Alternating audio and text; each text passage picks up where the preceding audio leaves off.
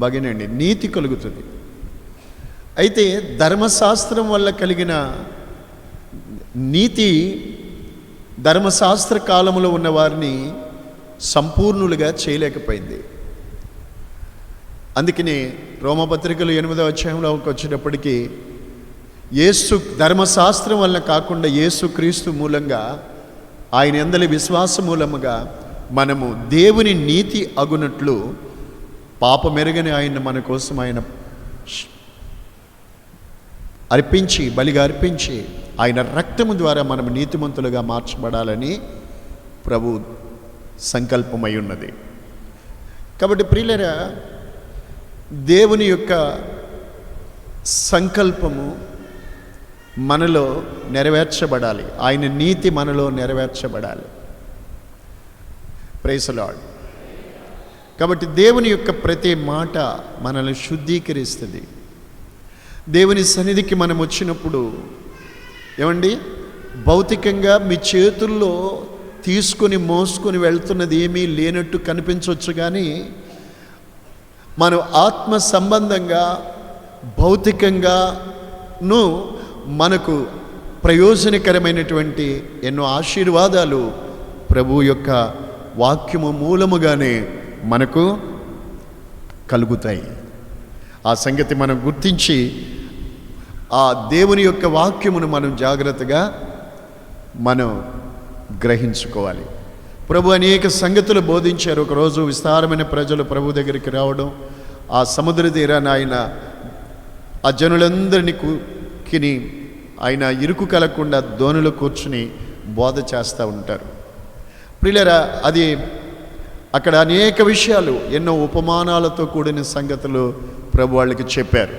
చెప్పి అనేకమైన మాటలు చెప్పి వాళ్ళకి ఉపమానాలతో ప్రభు చెప్పి ఒక మాట అంటారండి, మత్తయి సువార్త 13వ అధ్యాయంలో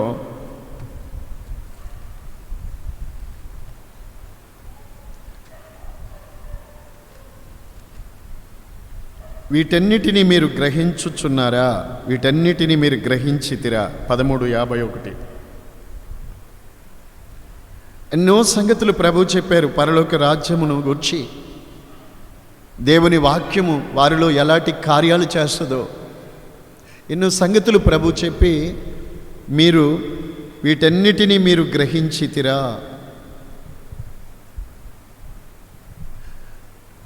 ప్రైజ్ లార్డ్. మీరు వీటన్నిటినీ గ్రహించితిరా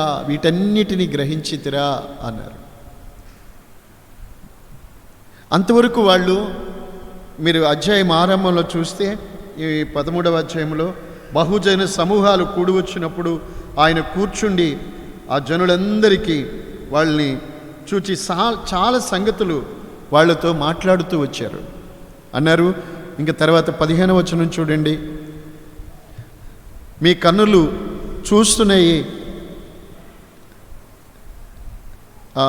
16వ వచనం, మీ కన్నులు చూస్తున్నాయి గనుక అవి ధన్యం, మీ చెవులు వింటున్నాయి గనుక అవి ధన్యం అని చెప్పారు. హల్లెలూయా, ఎంత మంచి మాట. మీ కన్నులు చూస్తున్నాయి గనుక అవి ధన్యం, మీ చెవులు వింటున్నాయి కనుక అవి నిజంగా ధన్యం. నిజంగా ధన్యమే కదా. యేసయ్యను చూడడం ధన్యం, ఆయన మాటలు వినడం మనకి ధన్యమే, మనకు భాగ్యమే అది. హల్లెలూయా. అయితే వీటన్నిటినీ మీరు చూస్తున్నారు, వింటున్నారు, ధన్యమే. మీ జీవితాలు ధన్యమే, మన జీవితాలు ధన్యమే నిజంగా నేడు. అయితే మీరు వినుచున్న వీటన్నిటినీ మీరు గ్రహించితిరా అని ప్రభు వాళ్ళని అడిగారు ఎన్నో సంగతులు చెప్పి. ఈరోజు మనం కూడా ఎన్నో ఎన్నో ఎన్నో మనకి దేవుడిచ్చిన సమయాలు కొలది ఎన్నో సంగతులు ప్రభు సన్నిధిలో మనం వింటున్నాం. దేవుని నుండి మనము పరిశుద్ధాత్ముని ద్వారా మనం పొందుకుంటున్నాం. ఆ ప్రతి మాటను మనం తప్పకుండా వాటిని ఏం చేయాలంటే చెప్పండి, గ్రహించుకోవాలంటే అర్థం చేసుకోవాలి. అది ప్రభు చెప్పిన ప్రతి మాట మీరు వింటున్నారు, వాక్యం చదువుకుంటున్నారు, మందిరానికి వస్తున్నారు ప్రతి ఆదివారం, ప్రతి శనివారం, లేక బయట ప్రార్థనా కూటాల్లో, సువార్త కూటాల్లో దేవుని వాక్యాన్ని వింటున్నారు. ఎన్నో ఎన్నో కొందరైతే చిన్ననాటి నుండి వింటున్నారు, చిన్నప్పటి నుంచి వింటున్నారు. కొంతమంది అయితే కొన్ని సంవత్సరాల నుండి వింటున్నారు, కొంతమంది కొన్ని నెలల నుంచి వింటూనే ఉన్నారు దేవుని మాటలు. అయితే ప్రియులారా, మనం వింటున్న దేవుని మాట వినడం మన చెవులు ధన్యం. నిజంగా అవి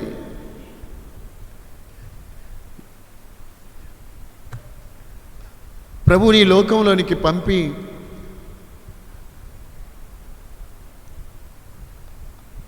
ఆయన పరలోక సంగతులన్నిటినీ ఈ చీకటి లోకంలో జీవిస్తున్న మనకు సత్యాన్ని గూర్చి, నిత్య జీవాన్ని గూర్చి మనకెన్నో సంగతులు ప్రభు మనకు బోధించారు. ఆయన మాట్లాడినట్టు ఈ లోకంలో ఎవరు ఎన్నడూ మాట్లాడలేదు. ఆ వేలో ఆ విధంగా ఎవరు మాట్లాడలేదు.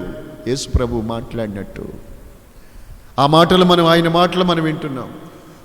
తాబోరు కొండ మీద శిష్యులు ముగ్గురిని ప్రభు ఎంటబెట్టుకుని పైకి వెళ్ళినప్పుడు వారికి ఒక శబ్దం ఆకాశం నుండి మేఘం వలె, ఉరుము వలె ఒక శబ్దం వచ్చింది అక్కడ. ఇదిగో ఈయన నా ప్రియ కుమారుడు, ఈయన యందు నేను ఆనందిస్తున్నాను, ఈయన మాట మీరు వినండి, ఈయన మాట వినండి. అపోస్తులు 3:22లో మోషే ప్రవచించినటువంటి ఆ మాట ఉంది అక్కడ. నా వంటి ఒక ప్రవక్తను దేవుడు మీలో నుండి పుట్టిస్తాడు. ఆయన మీతో ఏమి చెప్పినా ప్రతి విషయంలో, అన్ని విషయాల్లో మీరు ఆయన మాట వినాలి. బాబు, పిల్లలైన వినాలి, పెద్దవారు వినాలి, యవనస్తులు వినాలి, స్త్రీలు వినాలి, తల్లులు, బిడ్డలు, ప్రతి ఒక్కరూ మనం ఆయన మాట వినాలి. అన్ని విషయాలలోనూ మనం ఆయన మాట, అన్ని విషయాల్లోనూ దేవుని మాట వినాలి. మీరు అనొచ్చు, మేము చర్చికి వస్తున్నాం కదండి, ఇదిగో వాక్యం వింటున్నాం కదా, ఇదిగో కూర్చుని వాక్యం వింటున్నాం కదా. కొంతమంది లైవ్లో వింటున్నారు, మేము వాక్యం దేవుని మాటలు వింటున్నాం కదా అనుకోవచ్చు. బైబిల్ ఏం చెప్తుందో మీకు తెలియజేస్తాను. మనము వినండి, శ్రద్ధగానండి, పొందుకోండి. ఈ వాక్యంలో ఎన్నో ఆశీర్వాదాలు, జీవితానికి సంబంధించిన ఎన్నో దీవెనలు దాగి ఉన్నాయి దేవుని మాటలో. మేము వింటున్నాం కదా అని అనుకోకండి. యాకోబు పత్రిక 1:22లో వాక్యాన్ని గుర్తు చేసుకున్నట్లయితే, మీరు వినివారు మాత్రమై ఉండొద్దు. అలా ఉంటే మీకు ప్రయోజనం ఉండదు. వినివారు మాత్రమే కాక మీరు వినుచున్న దేవుని వాక్య ప్రకారము మీరు ప్రవర్తించువారై ఉండాలి. అన్ని విషయాలలోనూ, కొన్ని విషయాల్లో కాదు. కొందరు కొన్ని విషయాల్లో వాక్య ప్రకారంగా వింటారు, చేస్తారు. కొన్ని విషయాల్లో, మరికొన్ని విషయాలలో దేవుని వాక్య ప్రకారంగా కాకుండా, వాక్యము చెప్పినట్టుగా కాకుండా చేస్తూ ఉంటారు. మనం అన్ని విషయములలోనూ ఆయన వాక్యమును వినుచున్న దాని ప్రకారంగా మనము ప్రవర్తించేవారై ఉండాలి. వినండి, లోకములో మనం అన్యజనులుగా ఉన్నప్పుడు మన మనస్సుకు తోచినట్టుగా నడిచాం, ప్రవర్తించాం. ఇప్పుడు ఆ విధంగా కాదు మనము జీవించాల్సింది, ఆ విధంగా కాదు మనం బ్రతకాల్సింది. అలాగనే మనం ఉండి దేవునిని ఆరాధించడం కుదరదు. మన ప్రాచీన స్వభావాన్ని వదులుకోవాలి, నవీన స్వభావం ధరించుకొని పరిశుద్ధాత్ముని చేత మనము నడిపించబడాలి. చూడండి, ఈ రోజుల్లో అనేక మంది రకరకాలుగా సంఘంలో కూడా రకరకాలుగా కనిపిస్తారు.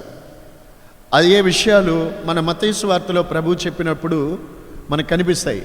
ప్రభు చెప్పారు వాటిని గురించి. ఇదిగో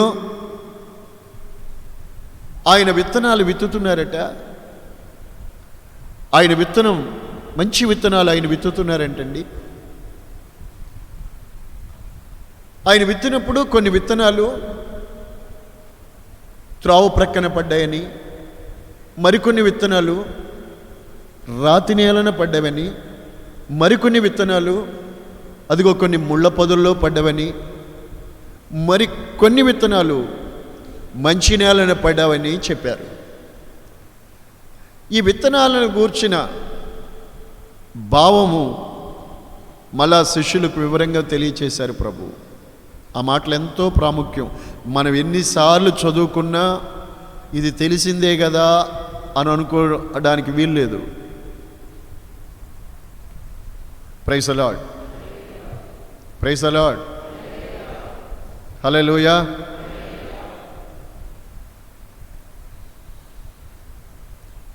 ఆ విత్తనాలను గురించిన భావం తెలియపరిచినప్పుడు చాలా మనకి అర్థం కలిగేటట్టుగా ఆ మాటలు కనబడతాయి. చూడండి, 18-19 వచనాలు కలిసి ఉన్నాయి కదా. ఏంటి వీటి భావం ఏంటంటే, ఉపమాన భావం ఏంటంటే, ఉపమాన భావాన్ని వినండి అని ఉంది కదా అక్కడ. అదిగో ఫస్ట్, ఎవడైనా రాజ్యాన్ని గూర్చిన వాక్యం విని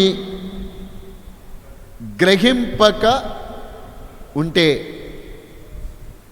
దుష్టుడు వచ్చి వాని హృదయంలో నుండి ఆ విత్తబడిన దానిని ఎత్తుకొని పోతాడు.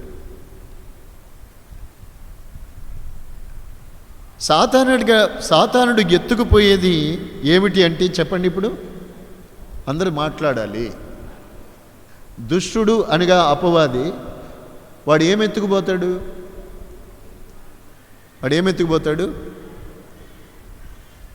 వాక్యం ఎత్తుకుపోతాడు. ఎక్కడ ఎత్తుకుపోగలడు? ఏమండి, అందరి హృదయంలో ఎత్తుకుపోడండి.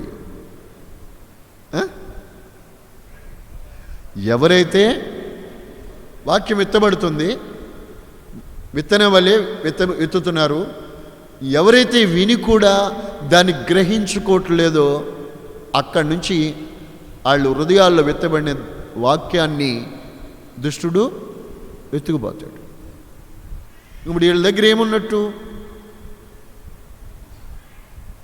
ఏమన్నా ఉండదండి. ఎందుకని? వాక్యం విన్నారు కానీ అర్థం చేసుకోలేదు, గ్రహించుకోలేదు. ఎవరైతే గ్రహించుకోరో వారి దగ్గర నుండి దుష్టుడు ఆ వాక్యాన్ని ఎత్తుకుపోతాడు. అందుకే కొంతమంది ఎన్నిసార్లు దేవుని వాక్యం వింటున్నా అలాగే ఉండిపోతారు. వారిలో ఆ ఫలాలు ఏమి కనిపించవు. కారణం ఏంటంటే ఎప్పటికప్పుడే వాక్యం అనే విత్తనాన్ని దేవుడు విత్తుతున్నా వాళ్ళు గ్రహించుకోకపోతున్నారు కనుక అపవాది వచ్చి ఎత్తుకుపోతాడు.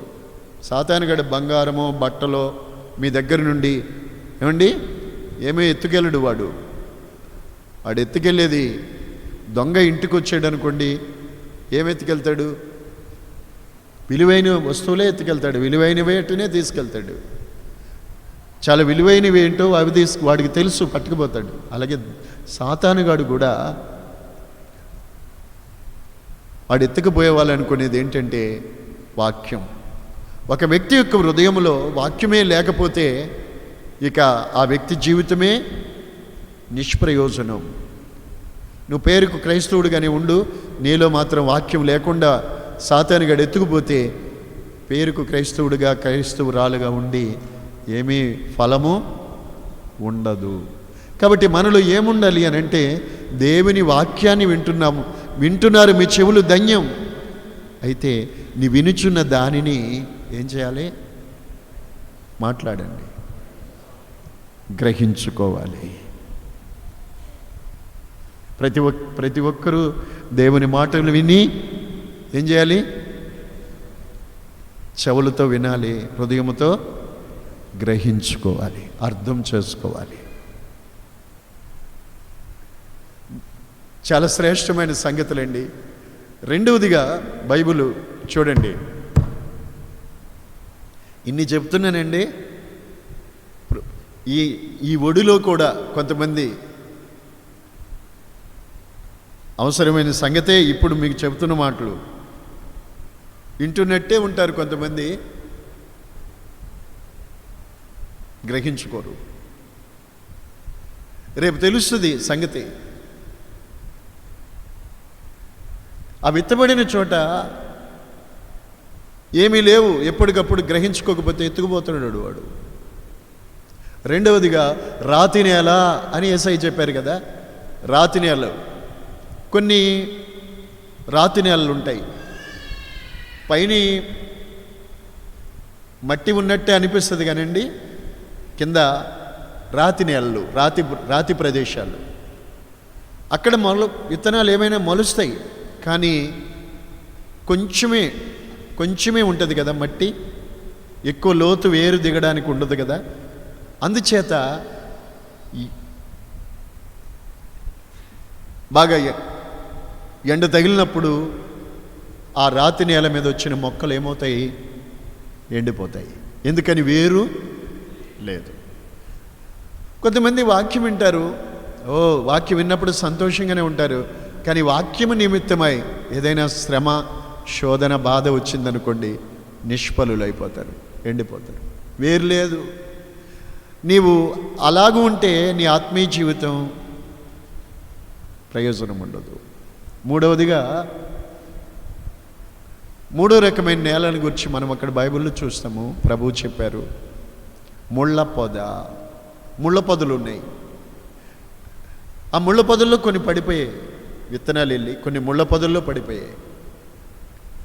పడ్డాయి. కానీ విత్తనాలు, మంచి విత్తనాలే పడ్డాయి అక్కడ. కానీ అక్కడ ఏమున్నాయంటే, ఆ నేలలో, అంటే ఆ మనిషి యొక్క హృదయములో ఏమున్నాయంటే, వాక్యం వింటున్నారు, కానీ ఆ వాక్యం పైకి రాకుండా వారిలో ఈ ముళ్ళ తుప్పలు ఉన్నాయి చూసారండి, అవి అణిచేస్తున్నాయి. కనుక అక్కడ ఆ వ్యక్తి కూడా నిష్ఫలుడుగా మారిపోతున్నాడు. అతని హృదయములో ఉన్నటువంటి ముళ్ళ పొదలు అనగా ఐహిక విచారాలు, ధన వ్యామోహాలు, దురాశలు, ఇవి వింటున్న వాక్యాన్ని పైకి రాకుండా అణిచేస్తున్నాయి. కనుక ఆ వ్యక్తి కూడా నిష్ఫలుడవుతాడు. ఈ రోజున ఇలాంటి ఈ టైప్ ఆఫ్ పీపుల్స్, ఈ టైప్ ఆఫ్ ప్రజలు, అలాంటి అనుభవాలు కలిగిన వారు సంఘంలో కూడా ఈ రోజున ఉంటున్నారు. అందుకే పరిశుద్ధాత్ముడి మాటలు చెప్తారు, నీ హృదయంలో దేవుని వాక్యం వింటూ దాన్ని గ్రహించుకోకపోతే దుష్టుడు ఎత్తుకుపోతాడు. అదే త్రోవ ప్రక్కన పడ్డ విత్తనం. రెండు నీ హృదయంలో వేరు లేకపోతే రాతి నేల. కొంతమంది హృదయాన్ని వాళ్ళే వాక్యం సత్యమే, కరెక్టే, అయితే ఇంకా కాదు, వాక్యం అలా చెబుతుంది, రైటే, కానీ నేను అలాగ చేయలేను, నా వల్ల కాదు అని కొంతమంది తమ హృదయాన్ని రాడు చేసుకుంటారండి, బండ చేసుకుంటారు, కఠినపరుచుకుంటారు. బాగానండి, హృదయాన్ని కఠినం చేసుకునేవాడు కీడులో పడతాడు. ఎన్నాళ్ళు హృదయాన్ని కఠినం చేసుకుంటారు? కొందరికి తెలుసు, ఇలా తల పైకెత్తండి, అన్నీ తెలుసు, మంచి తెలుసు, చెడు తెలుసు, వాక్యం తెలిసిన వారు మీరు. అయినప్పుడు కూడా హృదయం రాడు చేసుకుంటే, కఠినం చేసుకుంటే ఆ వాక్యం నీలో ఎలా ఫలిస్తుంది? కనుక అది కూడా అక్కడ ఆ వాక్యం అలాంటి హృదయాల్లో కూడా నిష్ఫలమవుతుంది. కనుక ఈరోజు ఈ మంచి సమయంలో స్నేహితుడా, సోదరి, మీ హృదయం ఏ విధంగా మీరు చేసుకుంటున్నారు? కఠినపరుచుకుంటున్నారా? వాక్యం వింటున్నా చాలా తేటగా దేవుని మాటలు మీకు వినబడుతున్నా కానీ, అన్నీ తెలిసినా కానీ హృదయాన్ని కఠినం చేసుకుంటే శోధన వచ్చినప్పుడు, శ్రమ వచ్చినప్పుడు ఏరు లేకుండా మాడిపోయిన అనుభవం మీకు వస్తుంది. అది మీకు మంచిది కాదు. మరికొందరు లోక సంబంధమైన విచారాలు ఎక్కువైపోతున్నాయి. డబ్బు వ్యామోహం ఎక్కువైపోతుంది. ఎన్నో దురాశలు హృదయంలో గూడు కట్టుకున్నాయి. పరిశుద్ధమైన దేవుని వాక్యం అనే విత్తనాలు పడుతున్నాయి, కానీ ఆ మనిషి హృదయంలో వాక్యం పైకి రాకుండా ఇవి అణిచేస్తున్నాయి. ఒకవేళ ఈరోజు నీ పరిస్థితి అలాగే ఉందేమో స్నేహితుడా, వాక్యము నీలో పైకి రాకుండా అవి అణిచేస్తున్నాయేమో. వాటిని ఆ పరిస్థితిలో మీరు ఉండుంటే రేపు ప్రభు రాకడ సంభవిస్తే ఏంటి ఆలోచించండి. నీవు దేవుని వాక్యం వింటున్నా, ప్రభుని ప్రేమిస్తున్నా, దేవుని వాక్యము నీలో ఫలించకపోతే, పైకి రాకపోతే, ఇవన్నీ అణిచేస్తుంటే ఏంటి రేపు ప్రభు రాకడొస్తే ఏంటి పరిస్థితి? సిద్ధంగా ఉండగలవా? ఆలోచించండి. ఐహిక విచారాలు, ధన వ్యామోహాలు, దురాశలు వాక్యాన్ని అణిచేస్తుంటే అవి ముళ్ళ పొదలు. వాటిని ముళ్ళ పొదలు అని చెప్పారు. అది నిష్ప్రయోజనం అవుతుంది. 4వ రకం, అమ్మ వినాలి, మంచి నేల. అదే ఏది మంచి నేల అని దేన్ని అన్నారు? చక్కటి మాట కింద ఉంది చూడండి, 23వ వచనం. మంచి నేలను మెత్తబడిన వాడు ఎవరు అంటే, చక్కగా మంచి మాట చదువుకోండి. వాక్యమును, బైబిల్ ఉందా మీ దగ్గర? చదువుకోండి, మరి చదువుకోండి మీరు. వాక్యమును చదవండి. వాక్యాన్ని విని, దేవుని వాక్యాన్ని విని దానిని గ్రహించువాడు. హల్లెలూయా. అట్టివాడు సఫలుడై, అందులో సఫలుడవుతాడు. వాక్యాన్ని విని గ్రహించుకున్నవాడు అందులో సఫలుడవుతాడు. అయ్యి 100 60 30 ఫలిస్తారు. వారు ఫలించగలుగుతారు. నా ప్రియులారా, ఈ రోజున మీరు ఏ రకానికి చెందిన నేలగా మీరు ఉంటున్నారు? దేవుని వాక్యం మీలో ఏ విధంగా ఉంటున్నది? ఇలా చూడండి, ఒకసారి ప్రశ్నించుకోండి మిమ్మల్ని మీరు. నేను క్రమం తప్పకుండా మందిరానికి వెళ్తున్నాను, వాక్యం వింటున్నాను, ప్రతిరోజు బైబిల్ చదువుతున్నాను, మంచిదే. అయితే ఒక్క మాట, వినుచున్న మీ చెవులు ధన్యం, రైట్. అయితే మీరు వినుచున్న దేవుని వాక్యం మీలో అది మంచి నేలన పడ్డ విత్తనంగా మారకపోతే ప్రయోజనం ఉండదు. కాబట్టి వినుచున్న దేవుని వాక్యం మనలో ప్రతి ఒక్కరిలో కూడా అది మంచి నేలన పడిన విత్తనంలాగా కావాలి. ముళ్ళ పొదల్లో పడిపోతే ఏమీ లాభం ఉండదు. రాతి నేలల మీద పడుతుంటే ఏమీ లాభం ఉండదు. దారి పక్కన పడినట్టుగా పడితే లాభం ఉండదు. మరి ఏ రకంగా మీరు ఉంటున్నారో ఒకసారి ఆలోచించుకోవాలి. వాక్యాన్ని ఒక వ్యక్తి గ్రహించినప్పుడు అతని జీవితంలో జరిగే గొప్ప కార్యాలు మీకు మరొక్కసారి గుర్తు చేస్తాను. యోహాను సువార్త 8వ అధ్యాయంలో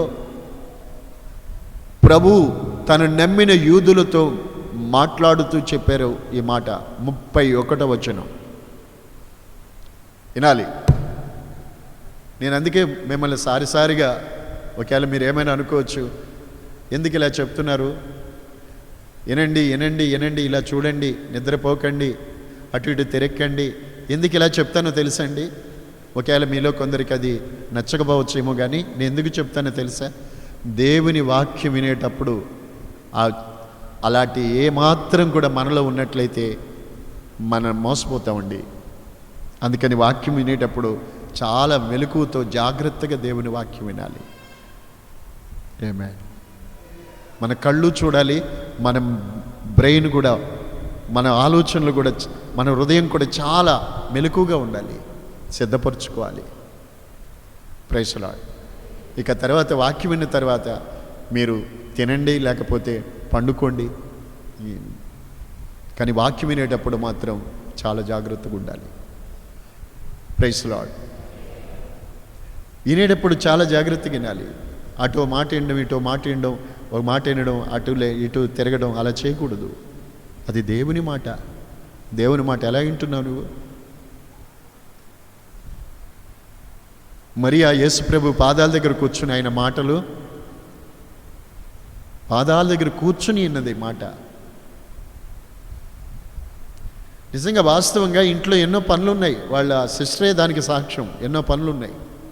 అటు ఇటు తిరుగుతూ, ఏమండి మీరు చెప్తా ఉండండి, మేము వింటానే ఉంటాం, ఈ పని చేసుకుంటా ఆ పని చేసుకుంటా వింటూ ఉంటాం అని అనలేదు కదా. స్తోత్రం. ప్రభు పాదాల దగ్గర కూర్చోబడిపోయి వింటుంది. అబ్బా, మనకి ఆ అనుభవం ఉండాలి. హల్లెలూయా.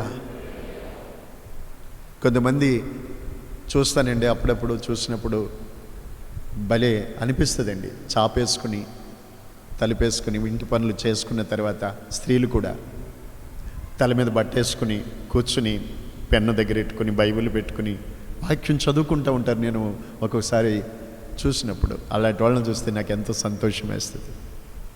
అలాంటి వాళ్ళని చూస్తే నాకు చాలా మంచి బుద్ధి కదా అది. Praise the lord. అలా చేస్తే బాగుంటుంది. హల్లెలూయా. మీ భర్త గారు పనికి వెళ్ళారనుకోండి, మీ పిల్లలు స్కూల్కి వెళ్తారు రేపటి నుంచి, మీరు ఇంటి దగ్గర ఊరికే ఖాళీగుండి ఆ ఇంటికి ఈ మనిషి దగ్గరికి వెళ్ళి కూర్చోకుండా, ఊరికే తిరగకుండా, షికార్లు కొట్టకుండా దేవుని వాక్యాన్ని చదువుకుంటే చాలా మంచిది.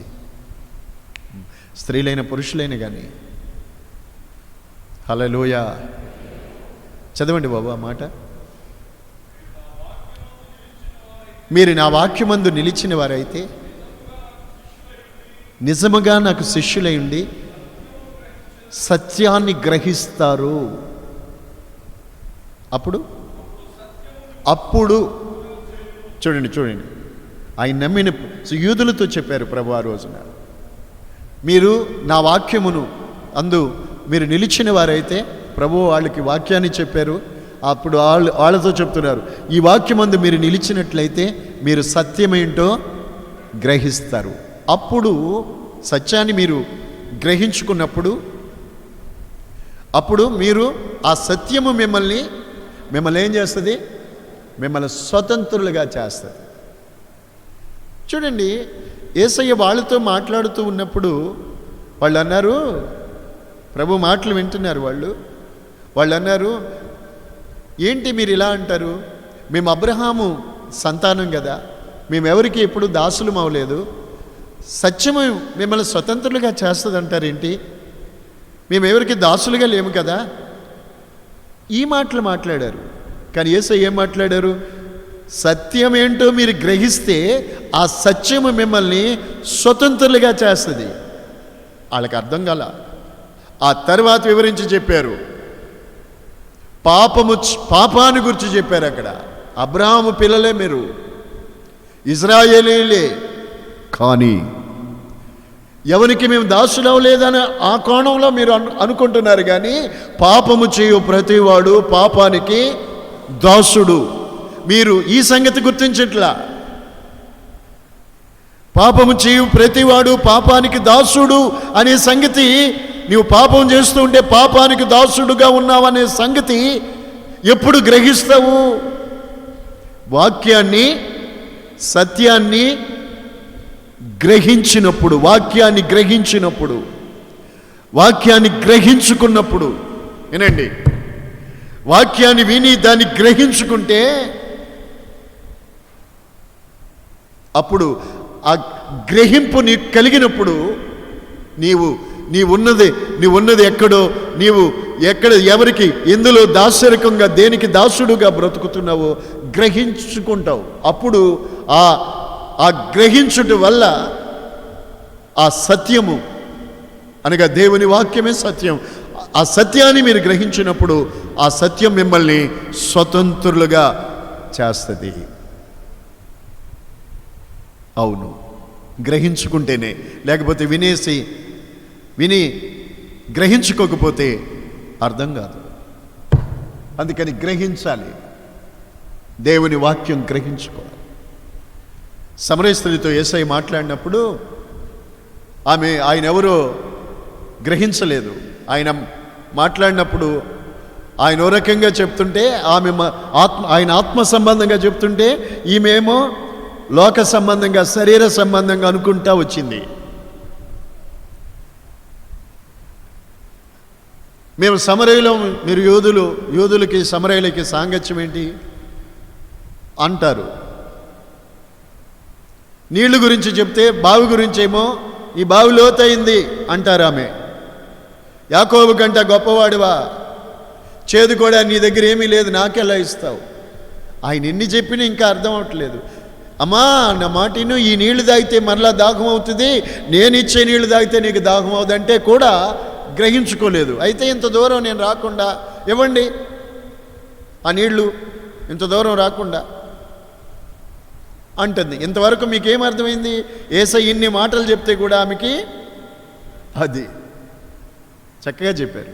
ఆమెకి ఇంకా చెప్పండి, ఆయన ఏం మాట్లాడుతున్నారు, ఆయన మాటలేమో వింటుంది కానీ గ్రహించుకోలేదు.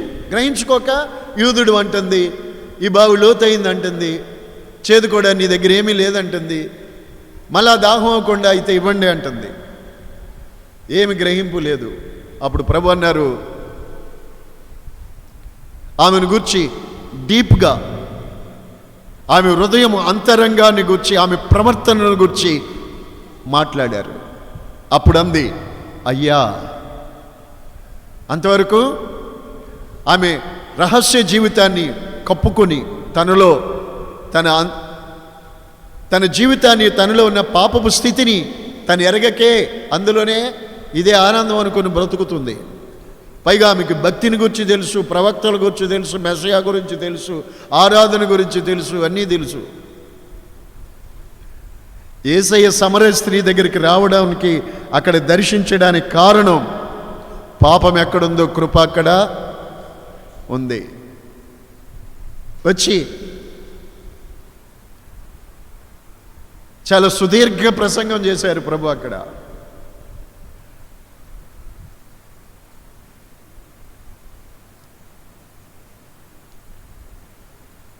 ఈరోజు కూడా దేవుని పిల్లలారు వినండి, దేవుని వాక్యము నీలో గ్రహింపు కలిగితే మీరు ఆ వాక్యము ద్వారా పొందే ఆశీర్వాదాలు ఎన్నో ఉన్నాయి. ఒకటి, సత్యము మీరు గ్రహించినప్పుడు అది మిమ్మల్ని స్వతంత్రులుగా చేస్తుంది. ఇప్పుడు ఏమి అండర్స్టాండింగ్ అయింది, అయ్యా ఎప్పుడైతే ఇప్పుడు నీ భర్తను తీసుకురాందో, నాకు ఇప్పుడున్నవాడు నా భర్త కాదు, వాస్తవమే ఆడి భర్త కాదు.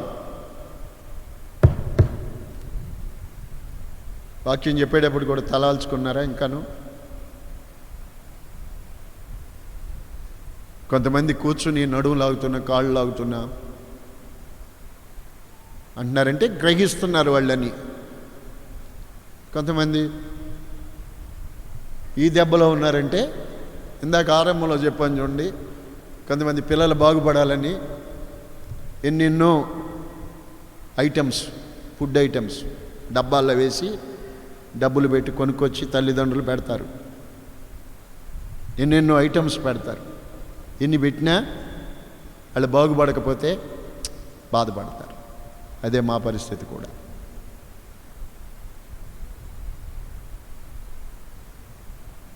మీ విషయంలో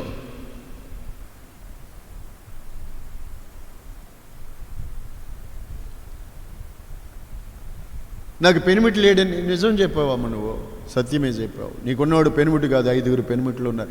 అప్పుడు వెలిగింది. అంతవరకు ఇవన్నీ తెలుసు, తెలిసినట్టుగానే ఉంది కానీ గ్రహించుకోలేకపోతుంది. గనుక జీవితం ఇలా వెళ్ళిపోతున్నప్పుడు నీకు ఎన్ని తెలిస్తే ఏం లాభం? నీవేం చేస్తున్నావు, నువ్వు ఏ స్థితిలో ఉన్నావో, నీవున్న పాపపు స్థితిని గ్రహించుకోకుండా బ్రతికినప్పుడు ఆ భక్తి కానీ ఆ వాక్యం వినడం కానీ ఏమైనా లాభం అండి? అది కావాలి. ఈరోజు నువ్వు సంఘంలో ఉండొచ్చు, క్రైస్తవులుగా పేరు పెట్టుకోవచ్చు, అనుదినము నువ్వు ప్రార్థన చేస్తుండొచ్చు, ప్రతిరోజు నువ్వు బైబిల్ చదువుతుండొచ్చు. బట్ నీవేంటో నీవు గ్రహించుకోకపోతే రేపు నీ పరిస్థితి ఏంటి? అందుకని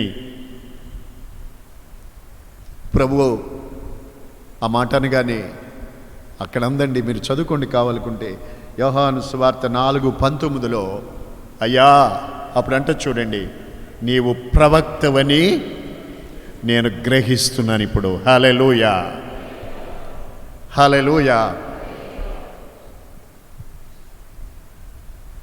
ఎప్పుడైతే ఆమె యొక్క జీవితాన్ని గురించి దేవుడు మాట్లాడారో ఆమెకు గ్రహింపు కలిగింది.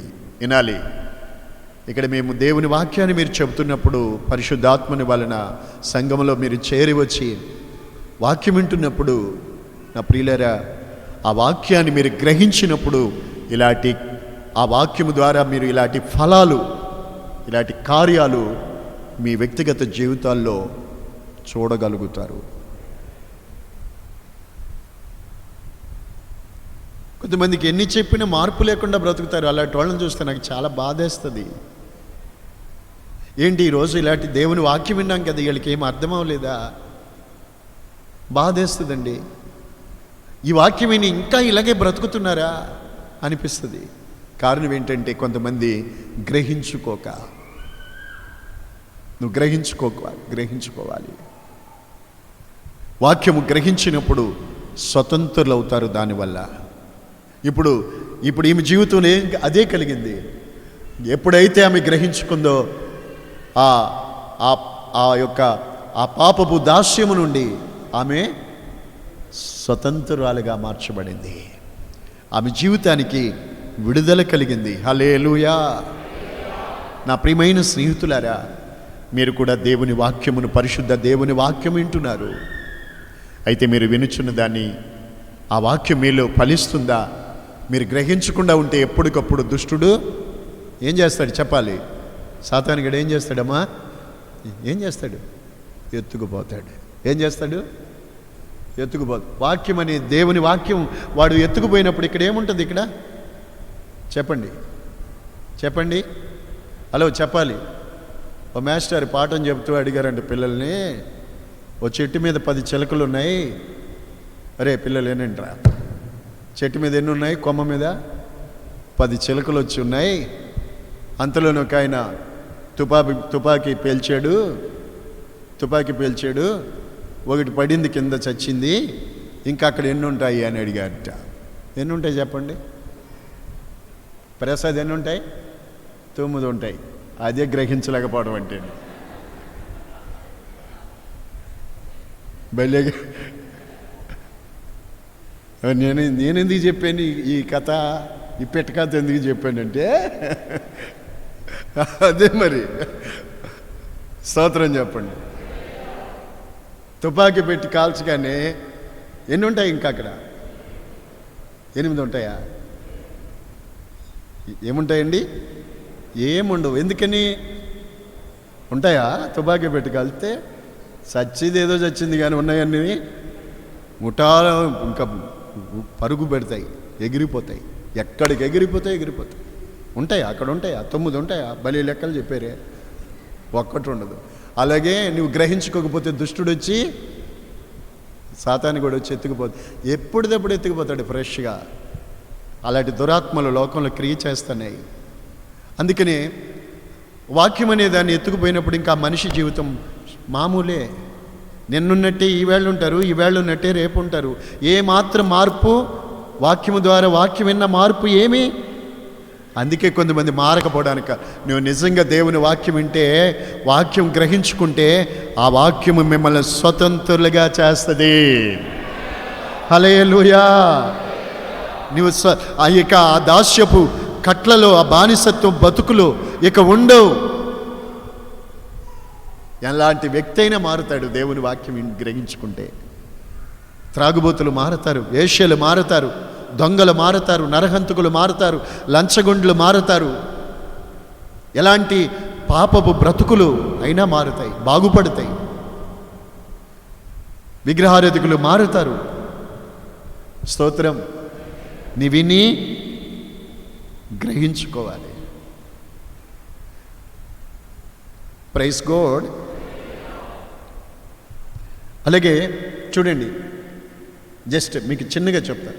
అపోస్తుల కార్యాలు 8వ అధ్యాయంలో నపుంసకుడు అనే భక్తిపరుడు ఇథియోపియా నుండి ఇజ్రాయిల్కి యెరూషలేముకి వచ్చి భక్తి గల వ్యక్తి దేవుని ఆరాధించుకునే దానికి ఇథియోపియా నుండి అక్కడికి వచ్చి యెరూషలేముకి వెళ్ళి తిరిగి అతను వెళ్ళిపోతూ ఉంటే ఫిలిప్పు, ఆ రోజుల్లో ఫిలిప్పు సువార్తికుడు, పరిశుద్ధాత్మదేవుడు ఫిలిప్పుతో చెప్పి నువ్వు ఆ రథాన్ని కలుసుకోమన్నారు. ఆ నపుంసకుడు ఇథియోపియా రాణికి అక్కడ ఆ ఇథియోపియా దేశంలో ఆయన ఫైనాన్స్ మినిస్టర్గా ఉంటున్నారు. ఆ ధనాగారం అంతటి మీద ఆయన అధికారి. అతను వెళ్ళిపోతుంటే పరిశుద్ధాత్మదేవుడు ప్రేరేపించి ఆ సేవకుడిని పంపించినప్పుడు ఆ సేవకుడు వెళ్ళి ఆ రథాన్ని కలుసుకోమని దేవుడు ప్రేరేపించగా దారి పట్టుకెళ్ళి ఆ రథం మీద ఉన్న ఆ వ్యక్తిని చూశాడు. ఫిలిప్పు చూసేసరికి అతను ఆ ఉన్నతమైన ఆ వ్యక్తి అతను దేవుని లేఖనాన్ని చదువుకుంటూ ఉన్నాడండి. భక్తి గల వ్యక్తి. అతను చదువుతున్న భాగం అది యెషయా గ్రంథము 53వ అధ్యాయం. ఇప్పుడు మనకది ఆ చదువుతున్నప్పుడు ఇదే మాట అన్నారు ఫిలిప్పు వెళ్ళి, అయ్యా సార్, మీరు చదువుతున్నారు కదా, మీరు చదువుతున్న ఆ లేఖన భాగం మీరు గ్రహించితిరా? అదే నాకు అర్థం కావట్లేదు, ఒకసారి రథమాపు, మీరు కొంచెం పైకెక్కండి ఏమని అతని పైకి పిలిపించుకుని ప్రవక్త ఎవరు గూర్చి చెప్తున్నాడు?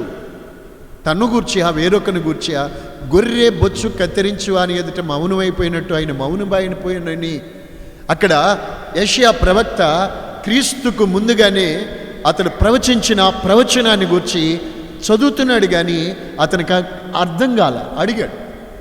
అప్పుడు ఫిలిప్పు నోరు తెరిచి ఆ లేఖనాన్ని అనుసరించి యేసును గూర్చిన సువార్త చెప్పారు. ఆ బొచ్చు కత్తిరించు అని ఎదుటి గొర్రె పిల్ల మౌనంగా ఉన్నట్టు యేసుక్రీస్తు నీ కొరకు ఆయన కలువరి శిలువలో ప్రాణం పెట్టారు, రక్తము కార్చారు. ఇప్పుడు ఆయన యందు నీ విశ్వాసం ఉంచి నీ పాపములను కడిగి వేసుకున్నట్లయితే, నీవు నమ్మి బాప్తిసం పొంది పాపక్షమాపణ కొరకు బాప్తిసం పొందితే నీవు రక్షించబడతావు, నిత్యరాజ్యానికి వారసుడు అవుతావు అని చెప్పినప్పుడు అతడు, అయితే నేను నమ్ముతున్నాను, నాకు ఆటంకం ఏమీ లేదు అని చెప్పినప్పుడు వాళ్ళు అలా ప్రయాణం చేస్తూ ఉండగానే మార్గములో ఒక కొలను చూస్తారు.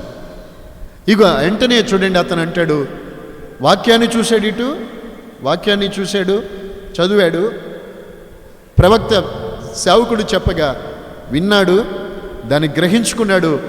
వెంటనే చూడండి ఆ ఫలము, వాక్యము, ఒకడు మంచి నేల పడ్డ విత్తనం ఏమిటంటే వాక్యం విని దాన్ని గ్రహించువాడు కదా, అతనిలో అది 100 60 30 ఆ ఫలం ఇస్తుంది కదా. ఇప్పుడు ఇతను అలా ప్రయాణం చేస్తున్నప్పుడు వాక్యాన్ని సేవకుడు వివరించి చెప్పాడు, అతడు గ్రహించుకున్నాడు. అడుగుతున్నాడు, అయ్యా ఇవిగో నీళ్లు. అయితే సరిగ్గా అక్కడికి వచ్చినప్పటికీ ఒక కొలను కనపడింది. ఇవిగో నీళ్లు, నాకు బాప్తిసం ఇవ్వడానికి అంతకుముందు అతనికి ఆ సంగతి తెలియదు. నాకు బాప్తిసం ఇవ్వడానికి ఆటంకం ఏంటంటే నీ పూర్ణ హృదయంతో విశ్వసిస్తే పొందొచ్చు అని వాళ్ళిద్దరూ రథమాపి ఆ నీళ్లలోకి దిగి బాప్తిసం పొందుకున్నట్టు, సంతోషంతో తన ఇంటికి వెళ్ళినట్టు అక్కడ వాక్యంలో చెప్పబడింది. గమనించండి, నువ్వు కేవలం వినివాడు అయ్యుండి గ్రహించుకోకపోతే ఆ నపుంసకుడు తన దారిన ఎలా వచ్చాడో అలాగే వెళ్ళిపోయేవాడు. ట్రిప్పులు లెక్కేసుకుంటారు కొంతమంది, ట్రిప్పులు. కొంతమంది ఏమండి ఇన్ని సంవత్సరాలు అయింది, ఇన్ని సంవత్సరాలు బట్టి నేను వస్తున్నా. కొంతమంది సంవత్సరాలు లెక్కేసుకుంటారు. చర్చికి వచ్చి 15 ఏళ్ల బట్టి వస్తున్నా. 38 ఏళ్ళు అయింది ఇప్పటికి ఒకరికి, మీకు కాదు, ఎవరికి 38 ఏళ్ళ బట్టి ఉంటున్నారు. ఒక ఆయన ఎక్కడ, కోనేరు గట్టు దగ్గర బెతెస్దా కోనేరు దగ్గర. ఎంతకాలం బట్టి? ఎందుకు 38 ఏళ్ళు అంటే ఒక సగ జీవితం అయిపోయింది అక్కడ.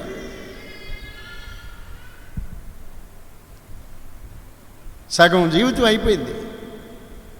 ఇదే స్థితితో 38 ఏళ్ళ బట్టి. 38 ఏళ్ళు. అసలు ఆ కోనేరుకున్న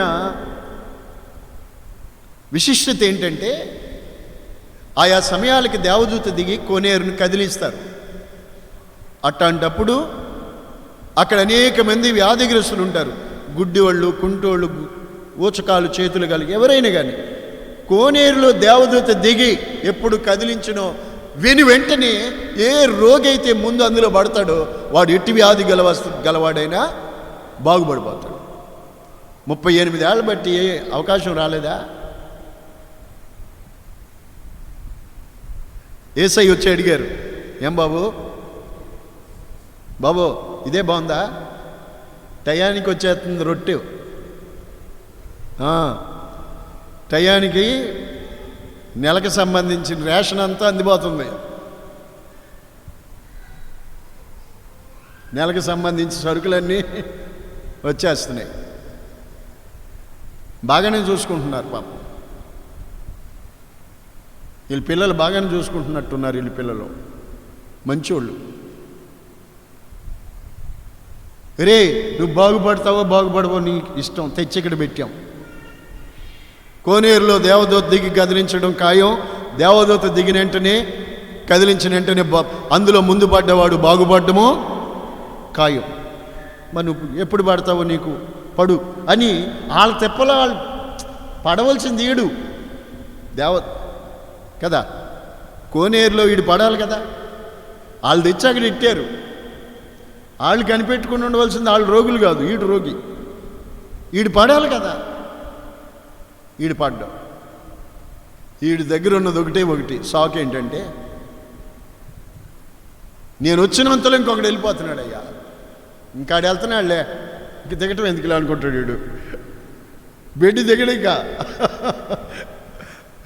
స్తోత్రం. చూస్తాడు ఇలా పరుపు మీద ఉండి, పరుపు తెచ్చారు, దేవదూత కదిలించాడు నీరు, కళ్ళుతో చూస్తాడు. చూస్తున్నాడు. ఈ లోపల ఎవడో ఒకడు లేస్తున్నాడు అనుకో, ఇంకా లేచాడులే, వీడు బొబ్బు ఉంటాడు కాబోలు. మరి ఇలాగ 38 ఏళ్ళు బాగుపడాలని ఉండాలి కదా. నువ్వెప్పుడు లెగుతావురా బాబా? రోజు వచ్చాళ్ళ పక్క మార్చి వెళ్తున్నారు. కావలసిన ఫుడ్డు, కావలసిన అన్నీ పెట్టి వెళ్తున్నారు. నువ్వు ఎప్పుడు బాగుపడతావు తాతయ్యో? ఎప్పుడు బాగుపడతావు? 38 ఏళ్ళ బట్టి ఓపికగా ఉన్నారు వాళ్ళంతా. వీడికి కావాల్సిన అన్ని అందిస్తున్నారు. యేసు ప్రభువే వచ్చి అడిగారు, అమ్మా బాబో నువ్వు స్వస్థపడగోరుచున్నావా? నేను అంటాను, నువ్వు బాగుపడాలని కోరిక లేకపోతే, నువ్వు మార్పు చెందాలి, రక్షించబడాలి, దేవుని రాజ్యంకి రాక్కడికి ఎత్తబడాలనేది నీకు లేకపోతే, ఇది కూడా కోనేరే. సంఘము కోనేరు. దేవదూతకు బదులు మలాకి గ్రంథంలో ఉన్నట్టు సేవకులు నీళ్లు కదిలించడం. నీళ్లు దేవుని వాక్యం. ఎట్టి వ్యాధి గలవాడు, వ్యాధి పాపం, ఎట్టి వ్యాధి గలవాడినైనా, ఎట్టి పాపగ్రస్తుడైనా వాక్యము అందులో మునిగితే శుద్ధుడు అవుతాడు, బాగుపడతాడు. కానీ నువ్వు పడాలి కదా.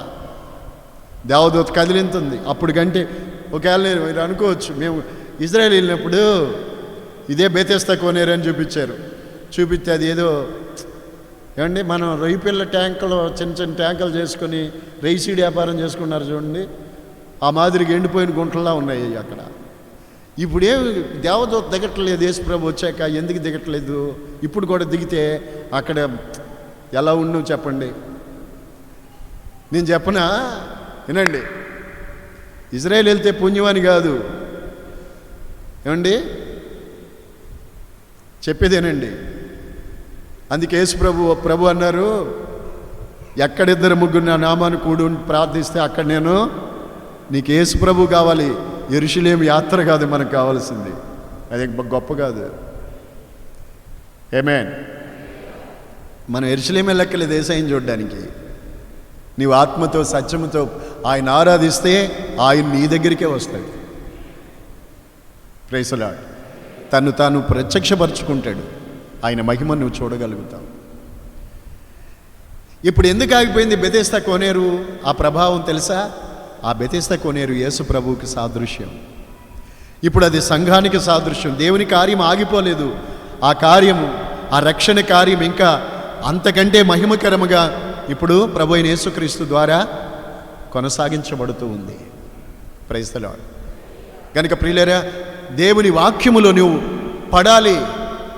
38 ఏళ్ళుగా గట్టునున్నవాడు పడకుండా ఉన్నట్టుగా నీవు కూడా వాక్యములోకి రాకపోతే నీవు ఎలాగున్నావు అలాగే ఉంటావు. ఇంకా అలాగే ఉంటే ఒకవేళ అదే స్థితిలో నీవు కన్ను మూస్తే గాక నిత్య నరకములో ఉండవలసి వస్తుంది. అందుచేత ఈ ప్రశస్త రాత్రి దేవుని వాక్యం వింటున్న నా ప్రియమైన దేవుని ప్రజలారా, మీరు ఒక్కసారి ఆలోచించాలి. గ్రహించుకోకపోతే లాభం లేదు. ఈ నపుంసకుడు గ్రహించాడు కనుక ఇప్పుడు ఆ వాక్యం అతనిలో క్రియ చేసింది. అతడు మారు మనసు, వాక్యం అంగీకరించడం, సువార్త అంగీకరించడం, నెక్స్ట్ ఆ వాక్య ప్రకారంగా బాప్తీసం పొందుకోవడం, అతడు సంతోషించుచు ముందుకు సాగిపోవడం మనం చూసాం. ఆ అనుభవం నీ జీవితంలో కూడా కలుగుతుంది. ఎప్పుడు? వాక్యాన్ని గ్రహించుకోవాలి. దేవునికి మహిమ. ఆమేన్. హల్లెలూయా, హల్లెలూయా. అందుకని ప్రియులారా, మరికొన్ని విషయాలు రేపు ఆరాధనలో మీతో పంచుకుంటాను. మీరు గ్రహించాలి. మళ్ళా చెబుతున్నానండి, ఒకవేళ నీవు దేవుని వాక్యాన్ని గ్రహించుకోకపోతే, సిస్టర్, బ్రదర్, దేవుని వాక్యాన్ని వింటున్న మీ చెవులు ధన్యమే.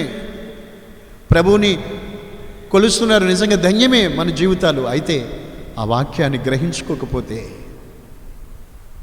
దుష్టుడు చెత్తుకుపోతాడు. ఏముండదు అక్కడ. Praise lord. వాక్యాన్ని గ్రహించుకోవాలి. గ్రహిస్తే అప్పుడు మీరు ఆ వాక్యం మీలో 100 ఫలాలు, 60 ఫలాలు, 30 ఫలాలు, ఆ వాక్యము ద్వారా కలిగే ఫలాలు, రక్షణ, మారు మనసు, సమాధానం, స్వతంత్రులు అవ్వడం, రక్షించబడ్డం, విడుదల పొందుకోవడం, గొప్ప ఫలాలు మీరు మీ బ్రతుకులో, మీ జీవితాల్లో కలుగుతాయి. తద్వారా ఈ లోకంలో మనం అసలు ఈ మధ్య మనం ధ్యానం చేసుకున్నాం. ప్రభు మనకు బోధించారు మహిమను గురించి, పరలోక మహిమను గురించి. మీకు చెప్పాను వర్తమానం బుధవారం రాత్రి మీటింగ్లో. Praise the lord. అసలు ఈ లోక సంబంధమైన జీవితం కాదు మనకి ప్రాముఖ్యం. అసలైన జీవితం మనము పరలోకమే. శ్రేష్టమైనది ప్రభువుతో మనం ఉండేది పరలోకమే. అసలు మన నిజ జీవితం, అసలు మన రియల్ లైఫ్, యుగాలు మనము దేవునితో ఉండేది అది ఇక్కడ చాలా మనకు అల్పమైనది. ఈ జీవితం, ఈ శరీరంతో లోకంలో మనం ఉండేది చాలా అల్పమైనది. అందుచేత నా స్నేహితులారా, క్రీస్తునందు నా ప్రియమైన స్నేహితులారా, దేవుని వాక్యం వింటున్న మీరు ప్రతిసారి ప్రతి మాట మీరు గ్రహించుకోవాలి. గ్రహించుకొని దుష్టుడు ఎత్తుకొని పోకుండా మీ గుండెలతో ఆ వాక్యాన్ని దాచుకోండి.